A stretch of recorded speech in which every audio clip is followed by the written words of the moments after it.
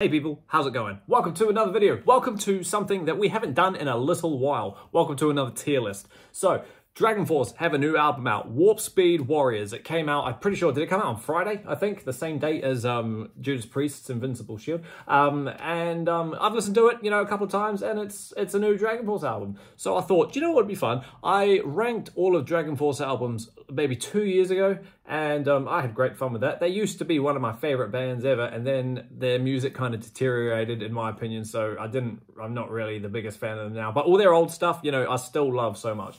So I thought, rather than, doing a whole nother ranking and a review and all that, I thought, you know what, let's just do a quick, simple, fun tier list, We'll just chuck them all into what we think and talk about them as we go. And then you'll see when we get there, we'll talk about Warp Speed Warriors and where it sits for me in the list. So yeah, without further ado, chuck your comments about which album is your favorite down below and we'll just get started. So let's swap into Let's Play screen share mode and get stuck into it. So, Valley of the Damned comes up first, the debut album from 2003. I think it came out on February 23rd, I think, if I'm remembering correctly, 21st, 23rd, something like that.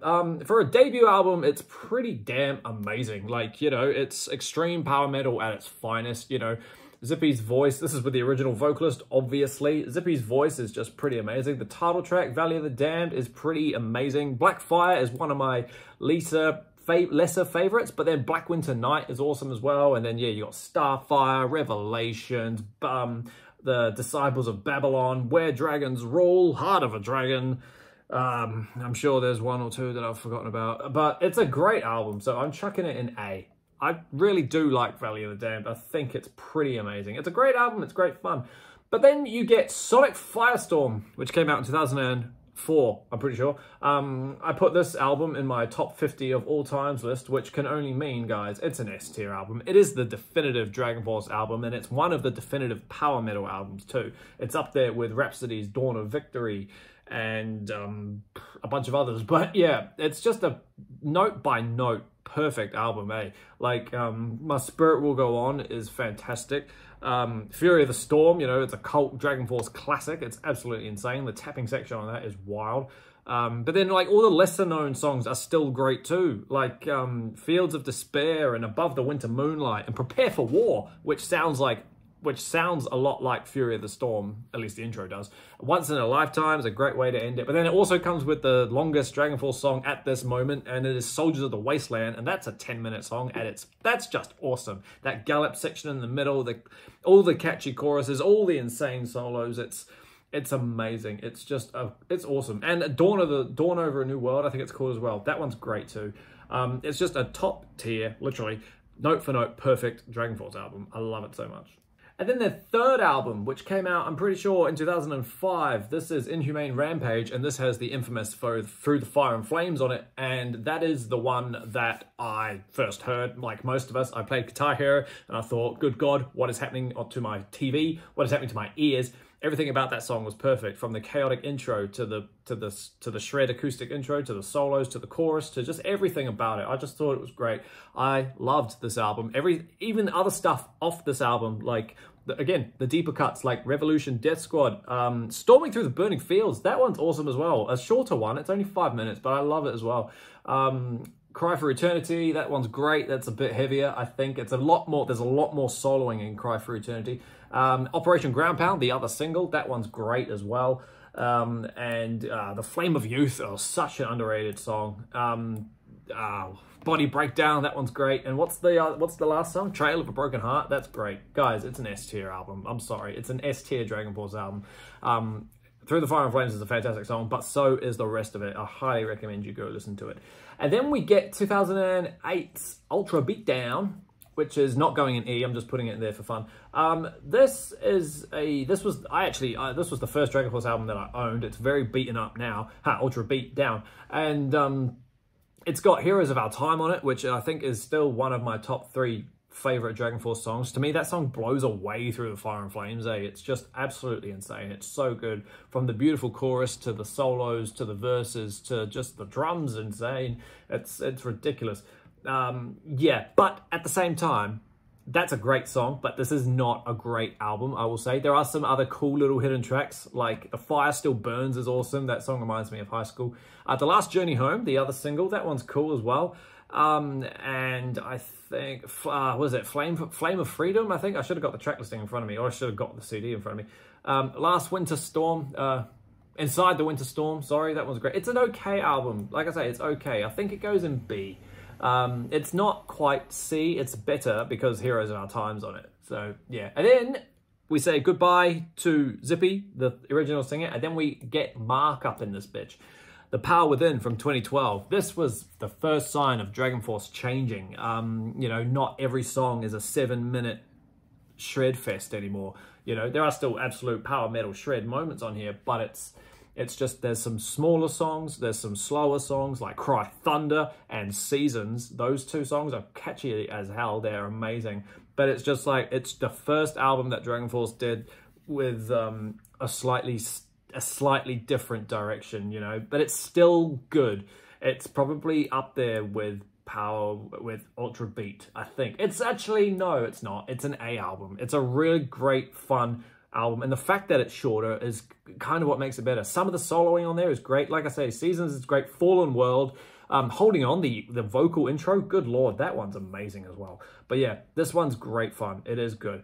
And then we move on to Maximum Overload. This is the album this is the first album to have a different drummer. Is it G Calzone?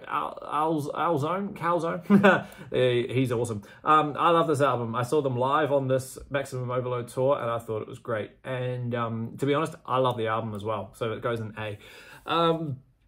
You'll find, what's on here? You've got Three Hammers, that's a great fantasy song. You've got, what's that other one I really love? Tomorrow's Kings is great. The Game, the first song and the lead single with Matt Heafy from Trivium, that one's awesome.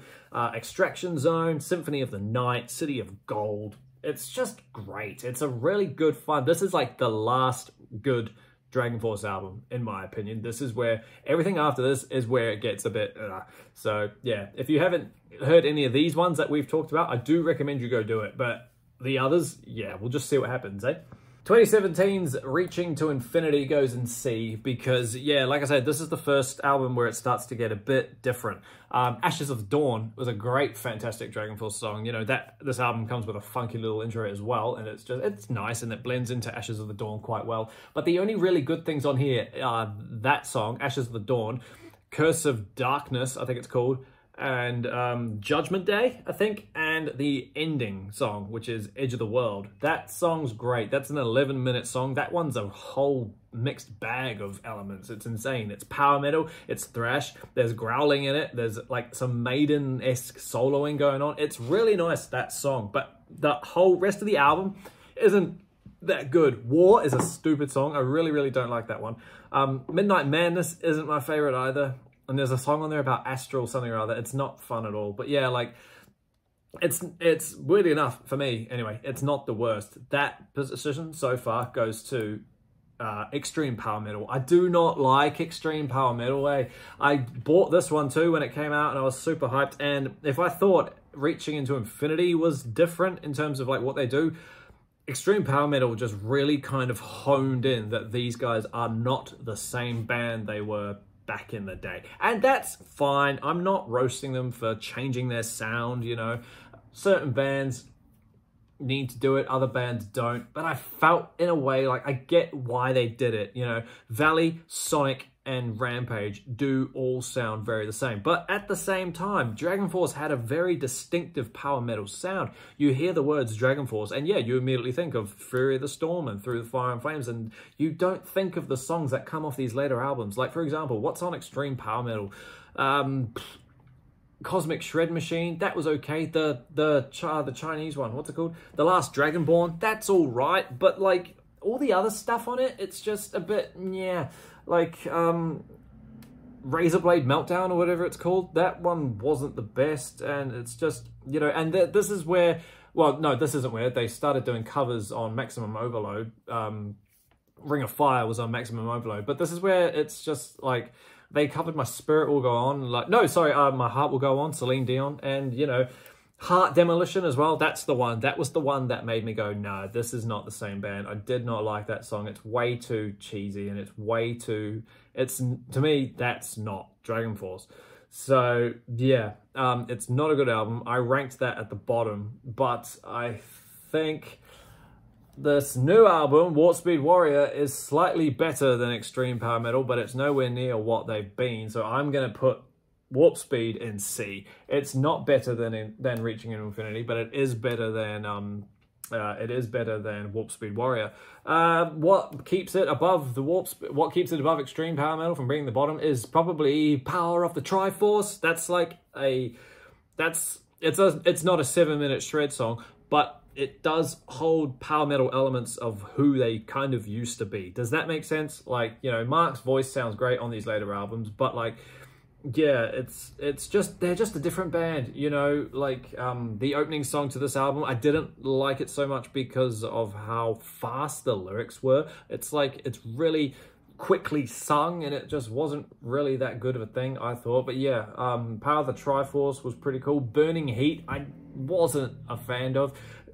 Kingdom of Steel, I thought was okay, but like, it was a bit, it was trying to be like cinematically epic stadium anthem type stuff, and I feel like it just missed the mark a little bit on there.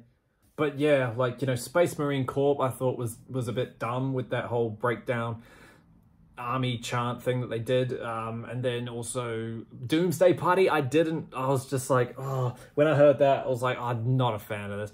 Like, it was almost the same reaction as to when I first heard Ailstorm's Party. I was like, oh god, what is this? It's not the same band. But like, yeah, you know, I would much rather listen to this over Extreme Power Metal because there's a tiny bit of more fun in it. But yeah, like, maybe it'll grow on me over time, but like right now, that's where it sits. So yeah, that's my quick little Dragonforce tier list. As I said at the start, everybody, let me know down below if you agree with me. Are you a fan of Warp Speed Warrior? Is it top shelf? Is it bottom tier? You know, let us know. Is Sonic Firestorm overrated? Is Ultra Beatdown underrated? You know, get the conversation going. Keep an eye out for the next video. Who knows what it'll be? Probably something Maiden related, because that's what I do. But until that happens, everybody, stay inside, stay safe. Thanks for hanging out with me, and I will see you all in the next video. See you later.